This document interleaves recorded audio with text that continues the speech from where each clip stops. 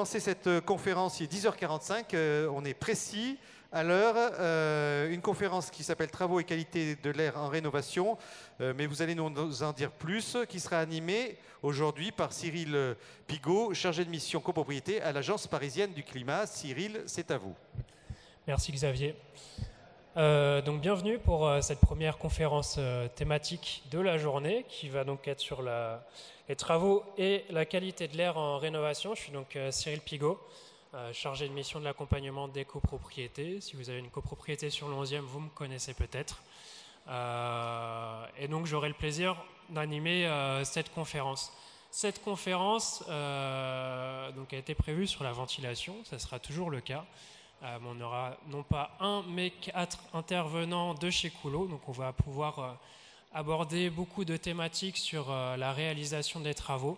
Et puis bien évidemment, vous pourrez axer vos questions dans un temps d'échange qui sera prévu pour la fin. Donc s'il y a des questions qui vous viennent en cours de présentation, n'hésitez pas à les noter et puis à intervenir en fin de conférence. Donc aujourd'hui, on a le plaisir d'accueillir Monsieur Pascal Coulon, Rodolphe Chabagnier, Sofiane Bachiri et Alain Martineau. Et pour commencer, je vais demander à Monsieur Coulon de venir introduire cette conférence. Bonjour à tous, merci de nous accueillir. On va vous parler de l'air, ne vous inquiétez pas, mais on va vous parler d'un peu plus que ça parce qu'on considère que c'est une approche véritablement globale que l'on doit avoir dans la rénovation énergétique. Coulon... Je vérifie que ça fonctionne. Ok, parfait. Donc Coulon, c'est un groupe plus que centenaire puisque c'est une histoire familiale qui a démarré en 1920. Au départ sur le sujet de la façade et puis on a étendu les savoir-faire beaucoup plus larges dans la rénovation énergétique. Alors de manière assez simple, à la fin des années 70, la plupart d'entre vous l'ont connu, cette première crise pétrolière en 73, donc un gros travail qui a été fait sur les bâtiments à l'époque, fin des années 70. Et puis on a fait évoluer l'offre au début des années 2000 pour avoir une proposition beaucoup plus globale.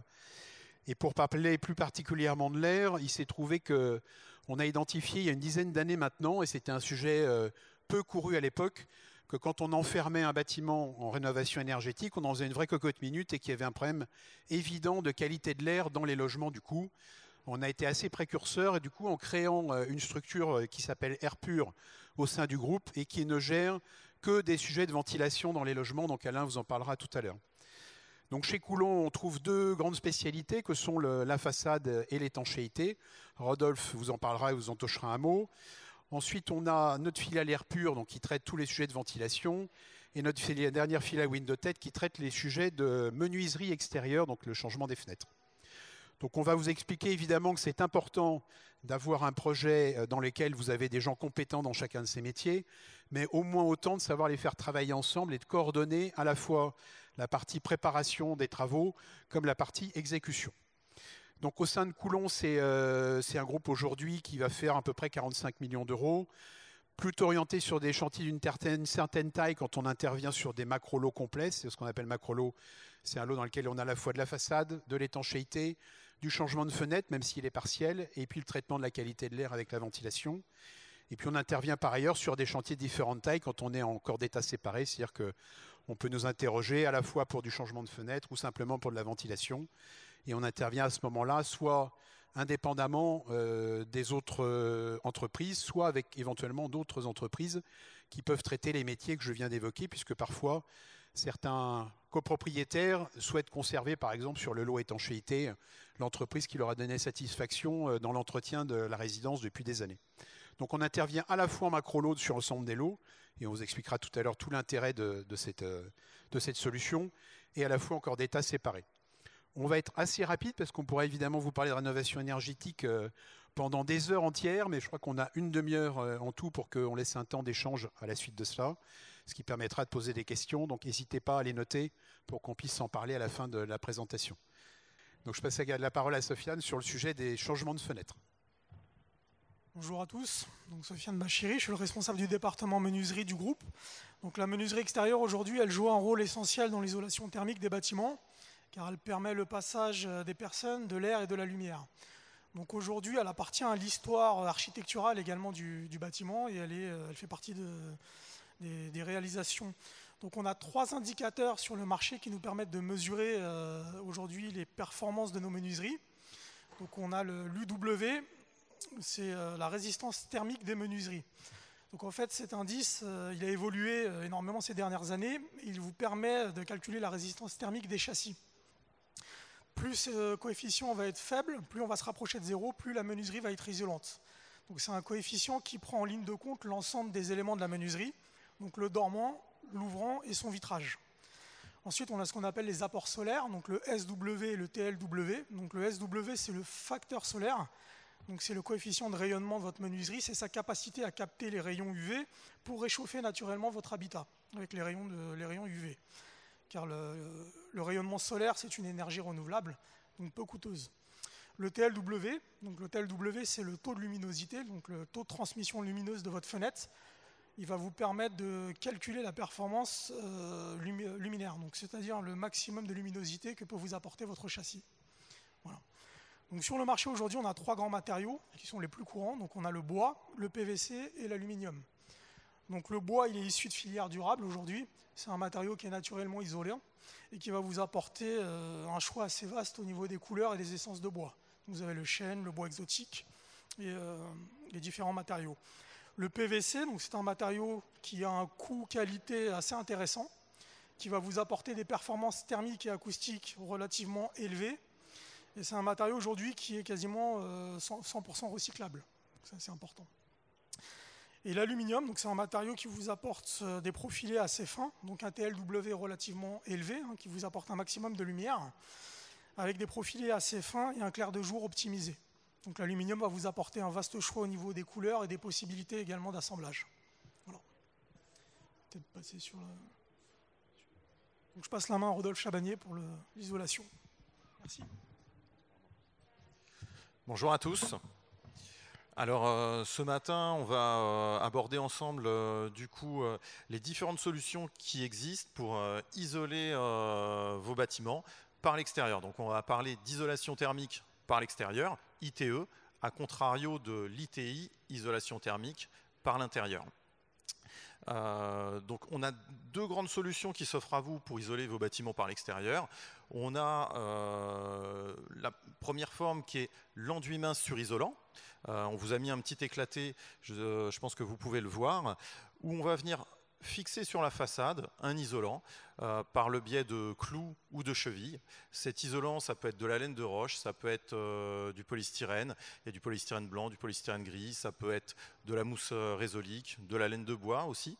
Donc voilà les différents principaux isolants que vous avez. Une fois fixé sur la façade, on va appliquer un sous-enduit dans lequel on va maroufler une fibre de verre et puis on va appliquer un enduit de finition. Et là, dans les enduits de finition, vous avez beaucoup de finitions différentes qui sont possibles avec différents grains différents. Le but étant que de toute façon, il faut que vous ayez, pour avoir toutes les aides auxquelles vous avez droit, une résistance thermique de 3,7 mètres carrés Kelvin par watt. Donc que vous utilisiez de la laine de roche, du polystyrène, la résistance à aller chercher, c'est 3,7 mètres carrés Kelvin par watt. Chaque isolant a des propriétés différentes et on utilise plus un isolant qu'un autre. Donc par exemple, si on travaille, si vous avez une problématique feu, si vous êtes sur un bâtiment R+10, on va avoir des problématiques feu à gérer. Donc là, on va plus se tourner sur de la laine de roche, qui est un matériau qui présente une masse combustible mobilisable relativement faible. Et puis si vous êtes sur un bâtiment, par exemple, en R+2, R+3, là vous pouvez aller chercher du polystyrène, qui est un matériau qui va, lui, vous apporter l'avantage d'avoir un prix mètre carré optimisé. Donc ça, c'est la première famille, c'est l'enduit mince surisolant. On a une seconde famille, alors j'ai l'impression que les slides ne sont pas forcément dans l'ordre, donc on va se débrouiller avec. Alors la deuxième famille, c'est le bardage. On avait un petit éclaté, je ne sais pas, peut-être qu'il est à la suite, voilà, c'est celui-là. Donc les slides ne sont pas dans l'ordre. Donc ça, c'est la deuxième famille qui existe, c'est le bardage. Donc le bardage, le principe du bardage, on va mettre toujours par l'extérieur un isolant sur la façade et on va venir fixer à la façade une ossature, principalement métallique ou une ossature bois, sur lequel on va venir accrocher un parement. Et là, vous pouvez avoir tous les parements que vous souhaitez. Vous pouvez avoir des parements pierre, des parements bois, de l'aluminium, de l'acier, tous les parements que vous pouvez imaginer. L'essentiel étant toujours de respecter ce R de 3,7 pour obtenir les aides, la TVA à 5,5. Ça c'est le but, est d'obtenir ce R de 3,7. Alors vous pouvez aller chercher plus, mais il faut au moins obtenir 3,7. Que vous fassiez du bardage ou de l'enduit mince sur isolant, vous n'aurez pas plus d'aide. C'est-à-dire que le bardage, c'est un produit qui va vous permettre, architecturalement parlant, d'aller chercher des choses que vous ne pouvez pas faire avec l'enduit mince sur isolant. En revanche, les aides, peu importe le prix au mètre carré de votre complexe, les aides seront toujours les mêmes. Alors, les principaux avantages de l'isolation thermique par l'extérieur par rapport à une isolation thermique par l'intérieur, on va en citer quelques-unes. La suppression complète des ponts thermiques, c'est-à-dire que quand vous mettez votre isolant à l'extérieur, vous supprimez les ponts thermiques, aussi les ponts thermiques linéiques de toutes les dalles d'étage, parce que l'isolant va venir encapsuler votre bâtiment. Vous allez améliorer votre confort d'été si couplé à une VMC, tout simplement parce que l'été, quand il fait très chaud, votre bâtiment, souvent construit en béton, il va se gorger de chaleur, il va emmagasiner toute la chaleur toute la journée, et la nuit, quand vous dormez, le bâtiment va vous restituer toute la chaleur qu'il a emmagasinée. Si vous mettrez votre isolant à l'extérieur, votre structure béton va être protégée, votre isolant va protéger votre structure béton. Votre structure béton va emmagasiner moins de chaleur et donc vous aurez moins de chaleur qui vous sera restituée la nuit. Tout ça fonctionne si c'est couplé à une VMC.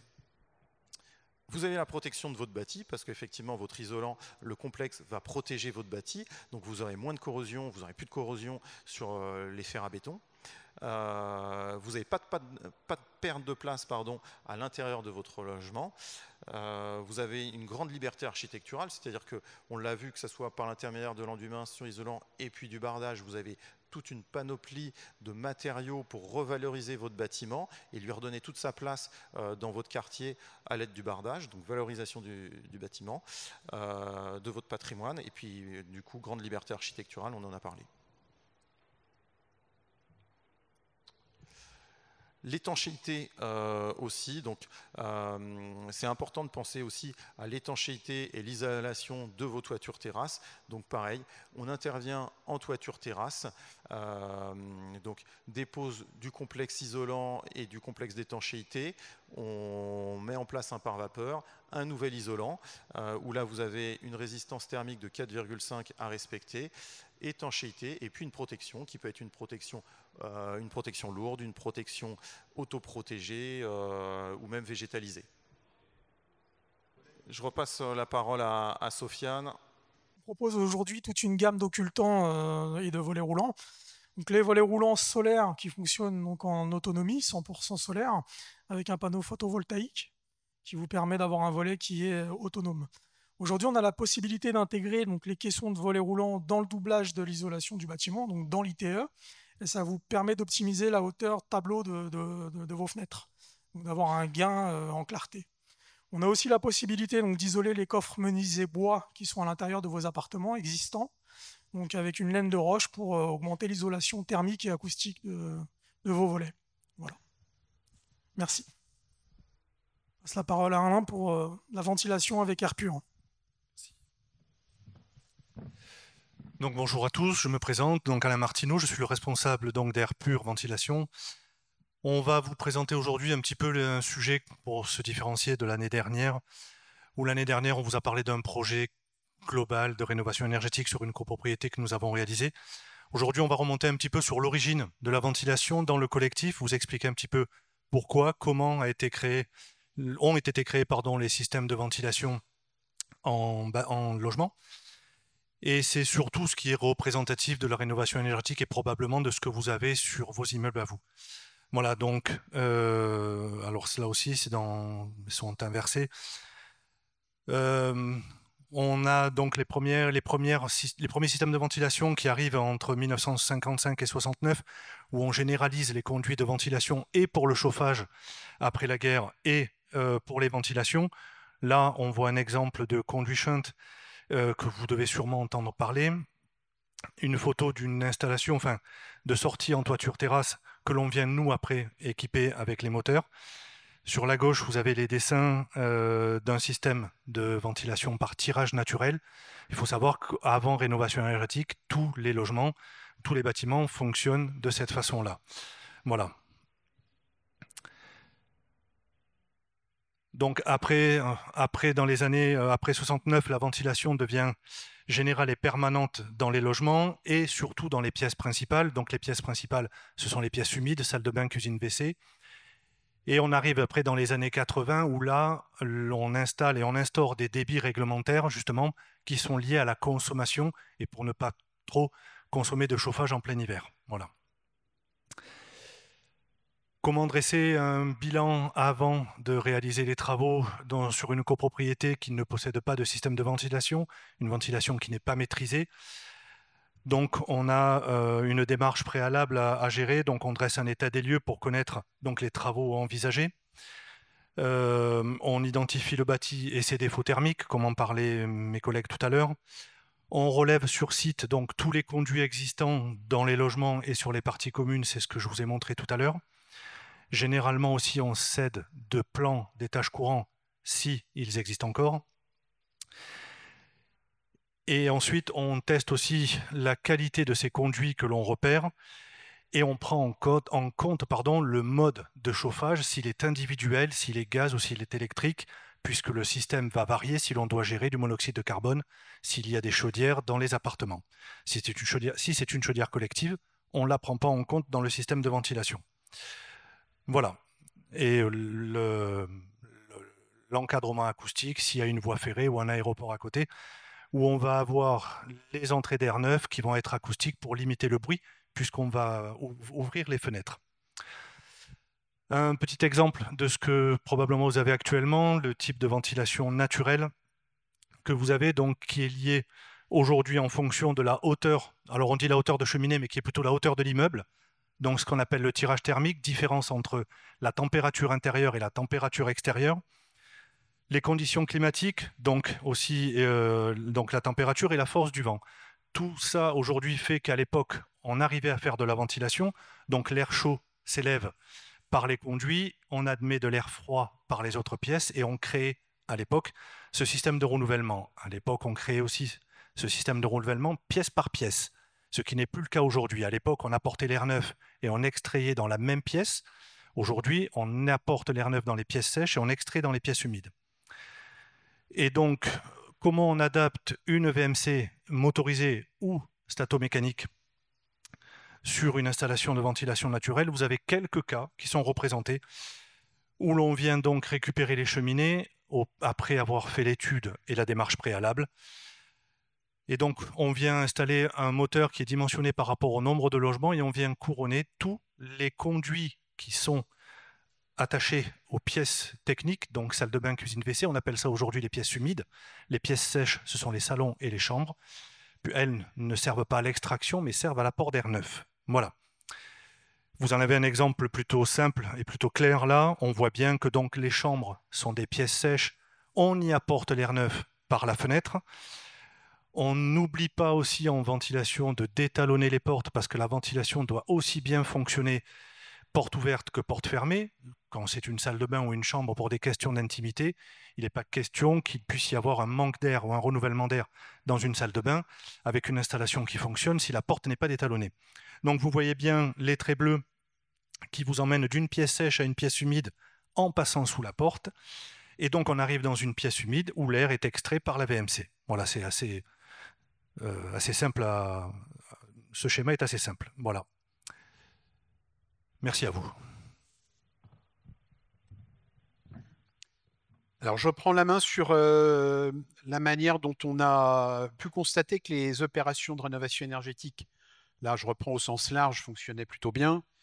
Les différentes étapes qui sont essentielles dans le cadre d'une rénovation, c'est évidemment en premier lieu le diagnostic.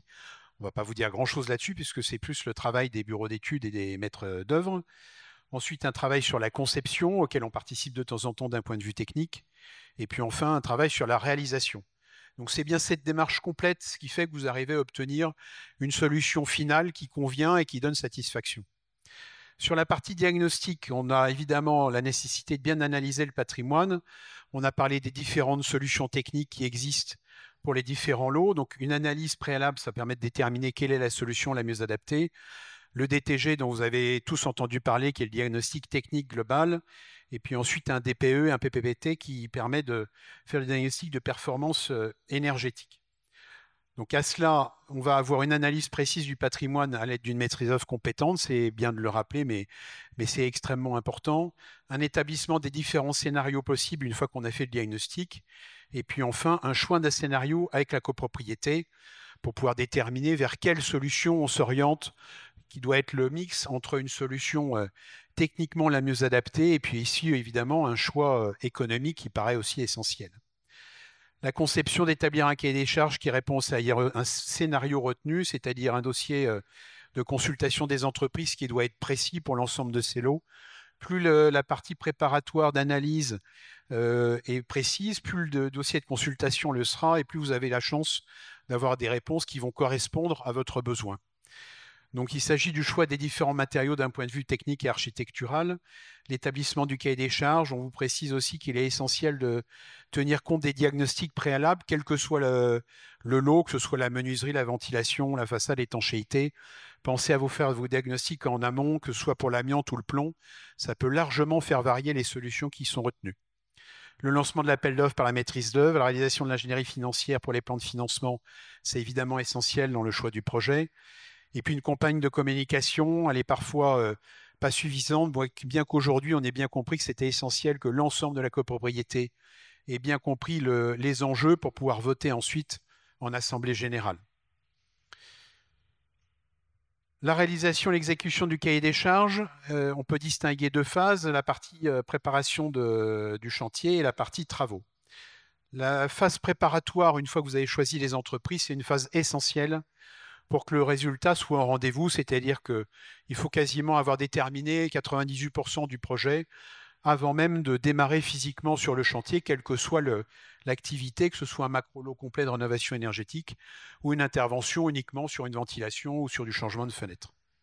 Donc on réalise évidemment l'ensemble des installations de chantier, les demandes de voirie, la présentation des échantillons, les témoins de façade, et on réalise également un dossier technique complet, et ça, il faut l'exiger des entreprises avec lesquelles vous travaillez. Vous ne laissez pas les entreprises intervenir sans que l'ensemble de ces éléments vous soient communiqués en amont et que tout le monde soit bien d'accord sur ce que le projet va être avant de démarrer. Ce n'est pas une fois que vous allez être à la moitié de l'avancement de votre chantier qu'il faut réaliser qu'en réalité, ce qu'on est en train de faire ne correspond pas à votre besoin ou à votre souhait. Donc tout ça doit être parfaitement calé avant.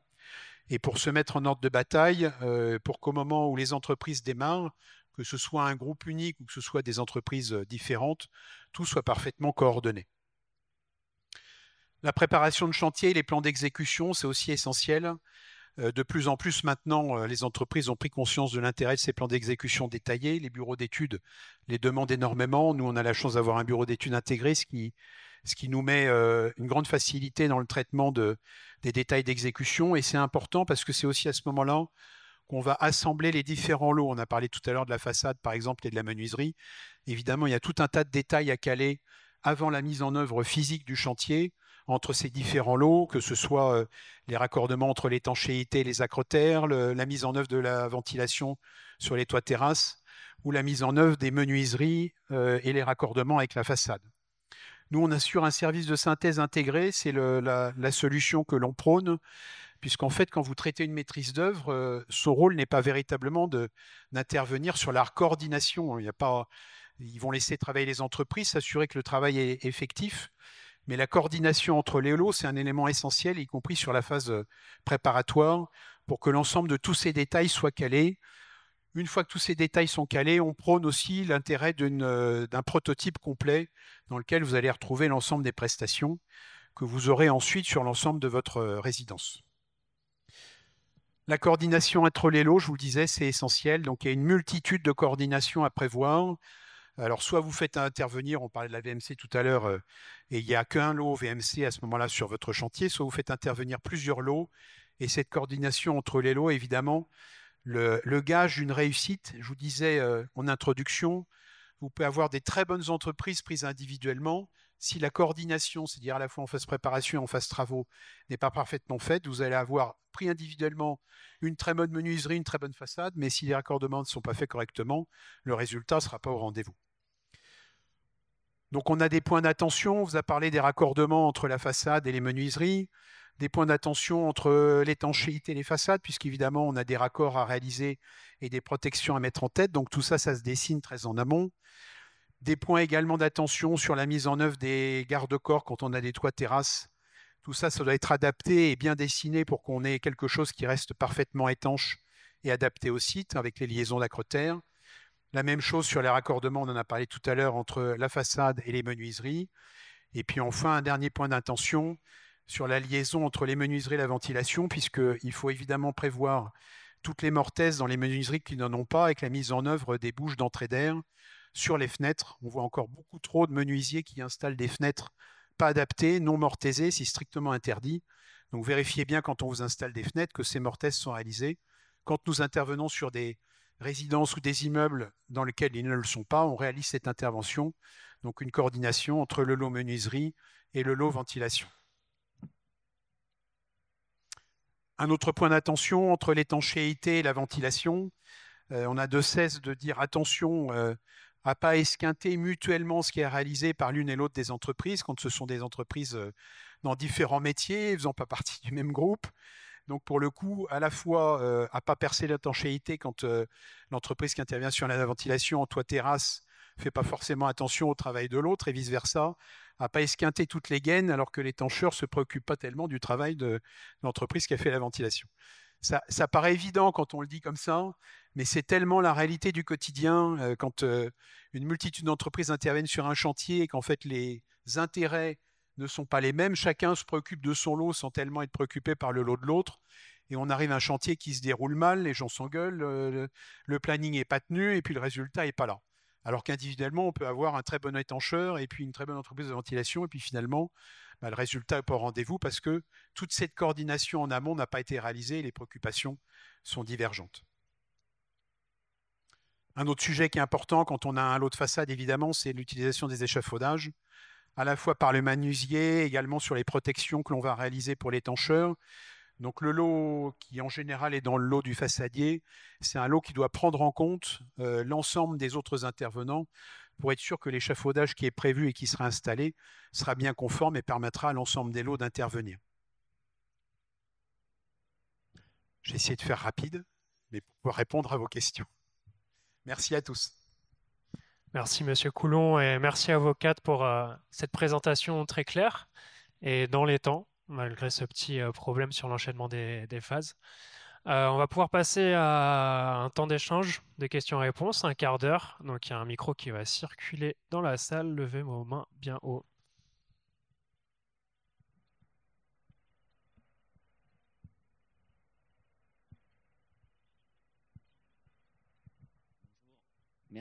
Merci pour votre présentation et vos efforts pédagogiques, notamment pour expliciter la différence entre l'enduit mince sur isolant ou le bardage bois. Maintenant, ma question, elle porte sur l'aération. Un des sujets est relatif au bruit que cela génère par rapport à des habitations qui avaient une ventilation naturelle. Et on a différents systèmes qui sont proposés.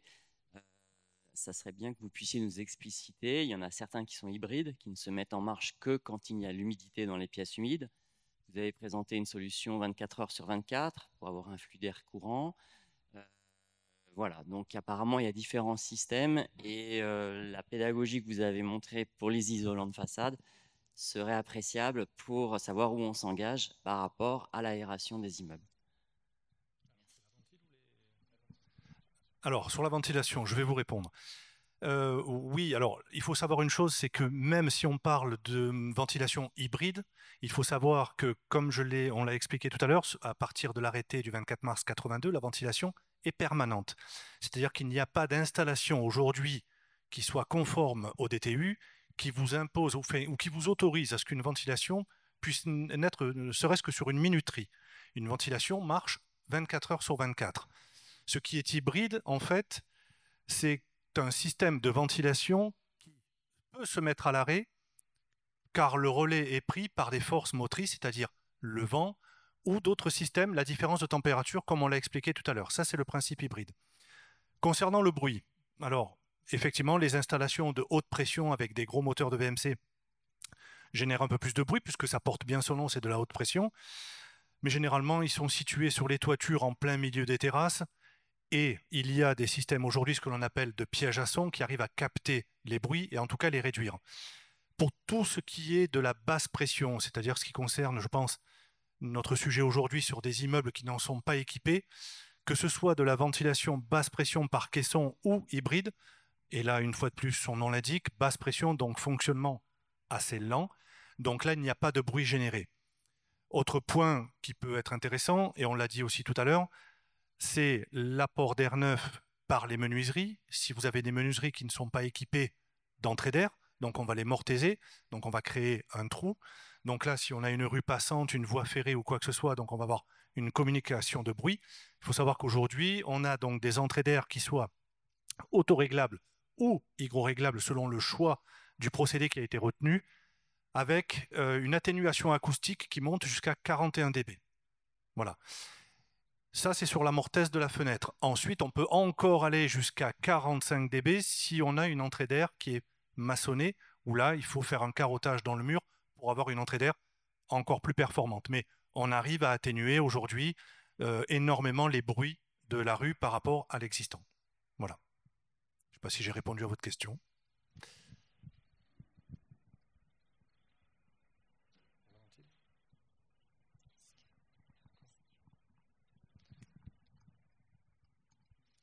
Moi, j'ai deux questions bien précises.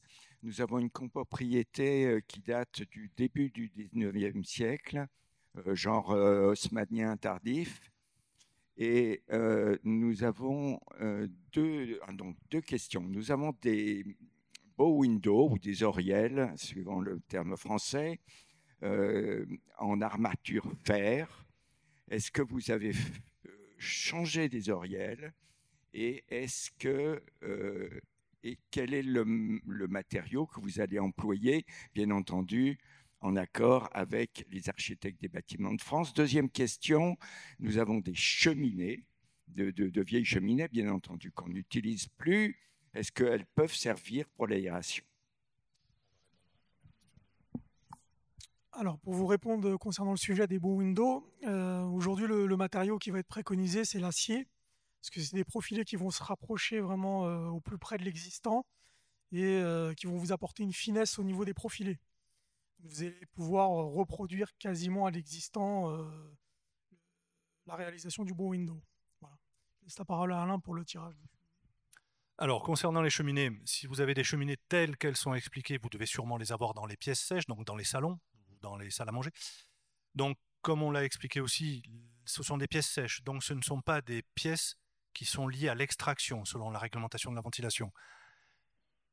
Tout projet s'étudie. Il y a une possibilité, en tout cas, de récupérer le conduit, puisque on cherche un débouché en toiture par un conduit.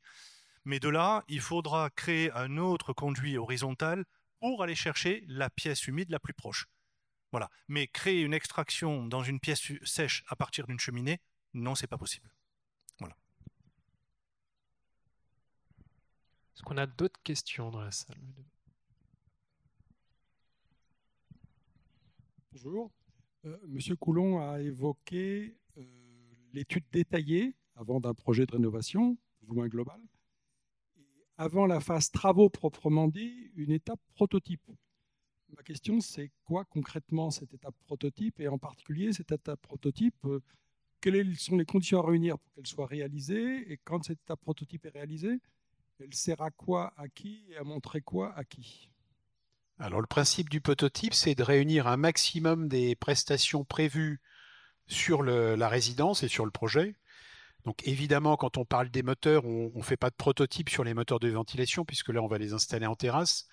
En revanche, quand on va faire le prototype, on va essayer de regrouper l'ensemble des éléments qu'on peut trouver autour d'une fenêtre, c'est-à-dire des éléments de mur, la menuiserie elle-même, les raccordements, l'appui de fenêtre, la manière dont il va être réalisé. Également, quand on a une partie de balcon, on essaye de placer un morceau de garde-corps.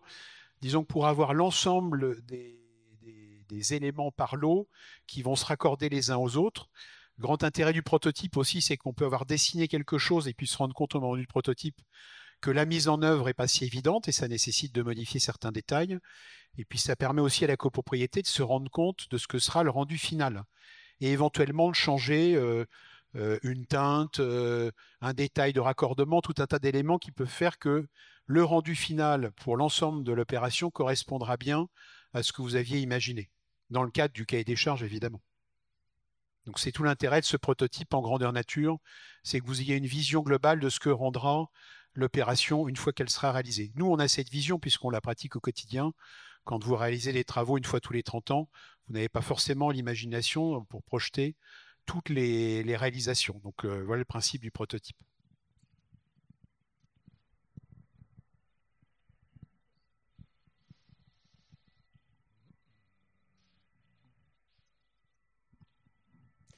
Nous avons une VMC classique.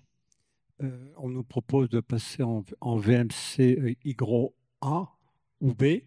Quels en sont quel est l'intérêt et comment fait-on comment installe-t-on cette Hygro A ou B? Alors, déjà, la différence entre l'hygro A et l'hygro B. L'hygro A, on est hygro-réglable, et après je vous expliquerai ce qu'est l'hygro-réglable. Hygro A, on est hygro-réglable sur les bouches d'extraction, et les entrées d'air sur les menuiseries sont autoréglables, donc c'est-à-dire qu'elles ont un débit qui est calibré, réglementaire, mais fixe, qui ne bouge pas. Hygro B, on est aussi hygro-réglable sur les entrées d'air sur les menuiseries, donc tout est hygro. Qu'est-ce que c'est que l'hygro-réglable?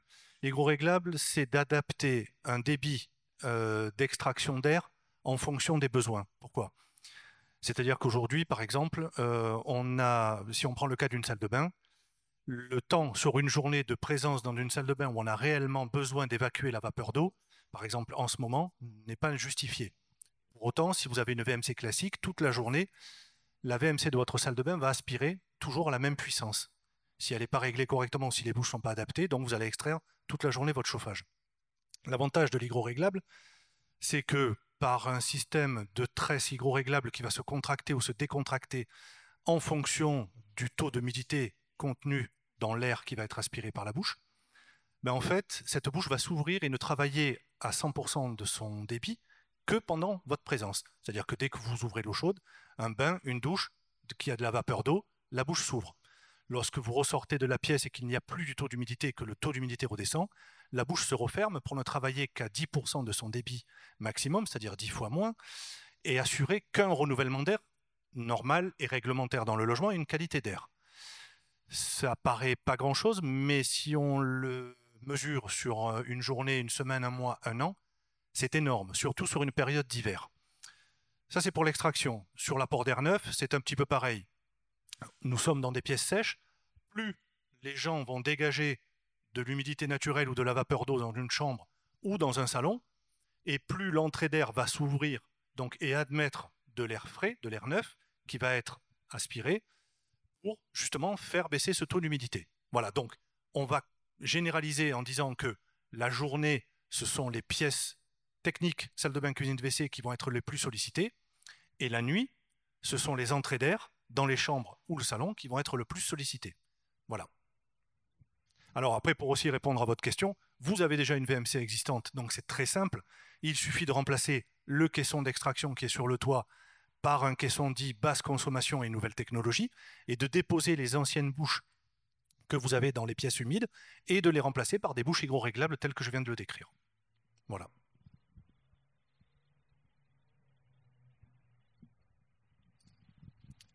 Merci, bonjour.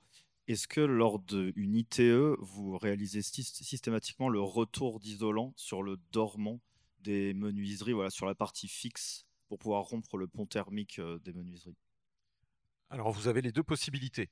Quand on fait une isolation thermique par l'extérieur, le but, effectivement, c'est de supprimer un maximum de ponts thermiques. Si techniquement, on a la possibilité de faire un retour d'isolation thermique en tableau, linteau, appui, oui, on le fait. Des fois, on ne peut pas le faire en réhabilitation parce qu'on a des obstacles comme des persiennes, c'est-à-dire que sur un appartement, il y a des persiennes. Donc du coup, là, on ne peut pas retourner l'isolant et on fait ce qu'on appelle uniquement un retour technique. Donc on va retourner uniquement le sous-enduit et l'enduit de finition en tableau linteau. Sinon, il faut changer les persiennes, il faut appeler Sofiane.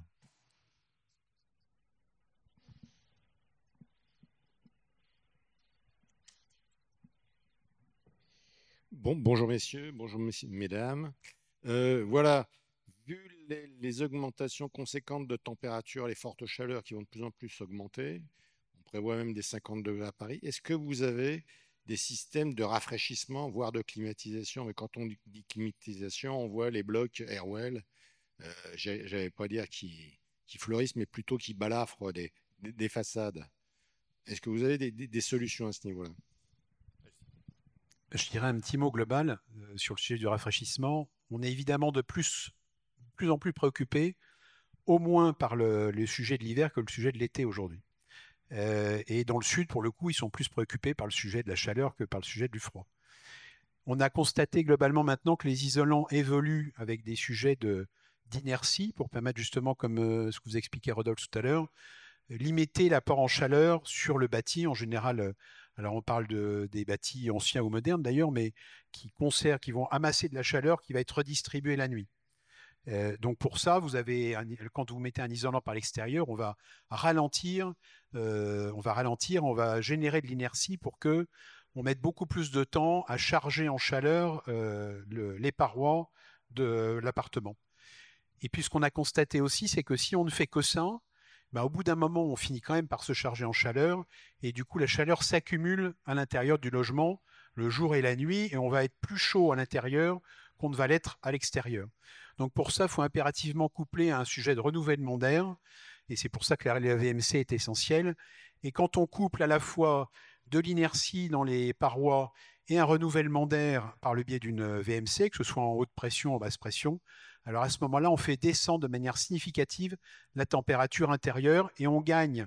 Alors qu'on va augmenter de 3-4 degrés quand on n'a que de l'isolation, on va perdre 4 ou 5 degrés quand on ventile. Donc on a un écart, aujourd'hui ce sont les études qui apparaissent, de 8 à 9 degrés quand on isole et on ventile entre un immeuble qui l'est pas du tout, ni isolé ni ventilé, et un du coup qui l'est. Donc on travaille à la fois sur le confort d'hiver au travers de l'isolation et de la ventilation, puisqu'un air sec est beaucoup plus facile à chauffer qu'un air humide, et sur le confort d'été avec la mise en place de l'inertie et le renouvellement d'air. On va peut-être avoir le temps pour une dernière question.